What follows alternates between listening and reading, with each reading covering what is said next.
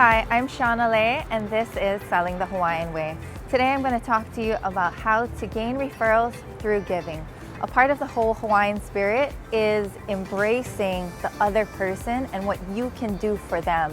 And personally, for my business, what I've noticed has really helped is that whenever you always think about the other person, what you can do for them, what you can do for their business, how can you help their business to grow, more people are going to be willing to help your business grow by simply you giving first. When you think about them first, you put their needs first, and you stop thinking about yourself, that is when things start to naturally and organically happen, and that is how you start gaining referrals, because it comes from such a good place, a place of caring and a place of giving. So that is my tip for you today. I hope you guys found that helpful, and until next time, mahalo.